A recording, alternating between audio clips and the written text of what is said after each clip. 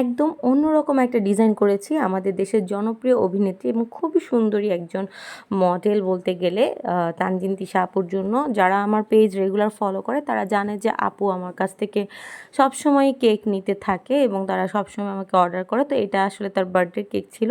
অনেকদিন আগে করেছিলাম, যেহেতু আমার ইদানিং একটু যেটা হয়েছে যে আমি কাজ করতে একটু আলসেমি করি, ভিডিওগুলো এডিট করা হয় না বললে চলে। তো আমি আসলে সেটাই সেই প্যাচে পড়ি, আসলে এতদিন লেট হয়ে গেল এটা।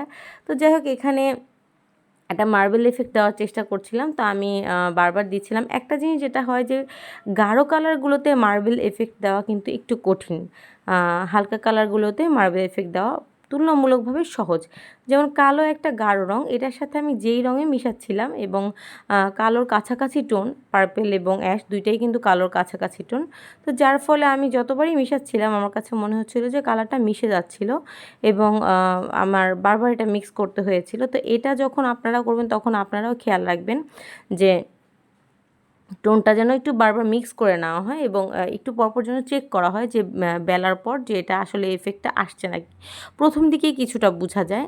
তো যাই হোক, এটা আর কি, এটা আমি এবারই খেয়াল করলাম। অন্যান্য সময় আসলে এটা নিয়ে এতটা ভাবা হয়নি, কারণ গাঢ় রঙের কেকগুলো কমই নেওয়া হয়। তো যাই হোক, এটা কিন্তু বেলে নিয়েছি এবং উপরে যে পার্টটা ছিল সেটাও বেলে নিয়েছি। বেলে তারপর এটা যেই বাটির মধ্যে আমরা কেকটা করেছিলাম সেই কেকের বাটির মাপ দিয়ে উপরেরটা আমরা কেটে সাইডেরটাও একটা সমান করে কেটে নিব। তো যেভাবে বলেছিলাম ঠিক সেভাবেই করছি। আমি আসলে এরকম অনেকবার দেখিয়েছি, তারপরেও দেখাচ্ছি। অনেকে আমার এইভাবে করে কভার করাটা অনেক বেশি অ্যাপ্রিশিয়েট করে, পছন্দ করে। আর আমারও মনে হয় ফিনিশিং লুকটা একটু বেশি ভালো আসে, তো আমি এইভাবে করে করতেই ভালো লাগে আমার। তো যাই হোক, এই তো পিছের দিকটা আমি যতটা সম্ভব একটু স্মুথ আউট করে দিচ্ছি। যদি স্মুথটা না হয় তাহলে আপনারা চাইলে কিন্তু একদম ছোটো রিবনের মতো করে দিতে পারেন। এটা কিন্তু খুব বেশি খারাপ লাগে না, দেখতে ভালোই লাগে। ব্যাক সাইড দিয়ে যদি কারো এটা প্রবলেম মনে হয় তো ওইটাও করতে পারেন। আমি অনেক সময় দেখা যায় যখন দেখি যে না ফিনিশিং ভালো লাগছে না, তখন আমি এভাবে করে করি। দুই রকমভাবে কভার করি আমি, আমার কাছে ভালো লাগে দুই রকমভাবেই আমি কভার করি। আসলে এটা ডিমান্ড করে, ডিজাইন দেখেও বুঝতে হয় যে কখন কোনটা হলে বেশি ভালো হয়। তারপরে এই তো এখান দিয়ে কেটে দিচ্ছি। এই কেটে তারপরে কেকটা আমার সামনে কিছু ডিজাইন দিতে হবে, এই জন্য আমার কেকটা কেটে দিতে হয়েছে। এবং এই কেকটা কিন্তু চকলেট অ্যান্ড ভ্যানিলা মিক্স ফ্লেভারের ছিল। এটা আমার খুব পপুলারিটি ফ্লেভার এবং এটা অনেকেই বেশ পছন্দ করে, আমি দেখেছি। যারাই নিয়েছে তারা খুব ভালো ভালো আমাকে এটার ব্যাপারে রিভিউ দেয়। তো এটা একটা মানে আমারও ভালো লাগে শুনতে। তো যাই হোক, এরপর আমি এখানে অনেকগুলো আইসোমল দিয়ে তারপরে ওইটাকে দিয়ে জমিয়ে তারপর সেটাকে ক্র্যাক করে নিয়েছিলাম। ক্র্যাক করে তারপরে চারপাশ দিয়ে দিয়েছিলাম। কেন জানি এই ভিডিওর ভয়েস দিতে যেয়ে আমার এত ঘুম আসছে।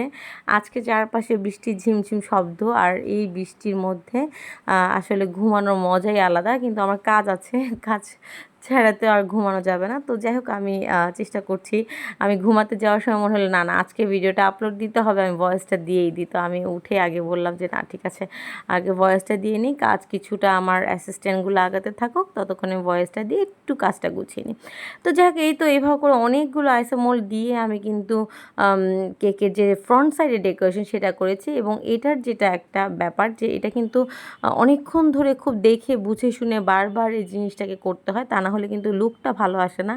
এমন না যে আপনি আইসোমোলগুলো কোনো রকমভাবে বিছিয়ে ছেড়ে দিবেন, এমন করে মানে এটা একদমই করা যাবে না। মোটামুটি আপনার খেয়াল রাখতে হবে যে লুকটা যেন আপনি যেমন চাচ্ছেন ঠিক সেরকম পারফেক্ট আসে। তা আমি আসলে সেটাই চেষ্টা করছিলাম এবং আলহামদুলিল্লাহ আমার কাছে ভালো লেগেছে যখন আমি করছিলাম। আসলে আমার ভিডিও আমি অত ভালোভাবে এডিট করতে পারি না, বা আমি খুব ভালোভাবে ভিডিওগুলো গুছিয়ে দিতে পারি না, তাই অনেক সময় কেকের ভিডিও বা ছবি সেরকম ভালো আসে না যেরকম ভালো আসার দরকার। কিন্তু আল্লাহর রহমতে বাস্তবে কেক আরও ভালো আসে, এটা একটা ভালো দিক তার মধ্যে। আমি এটাই ভাবছি যে ওই দিন আমাকে একজন বলছে আপু আপনার কেক বাস্তবে সুন্দর, কিন্তু ছবিতে অনেক সময় দেখা যায় যে ভালো দেখা যায় না। তো যাই হোক, এই তো এই ছিল আমার আজকের কেক।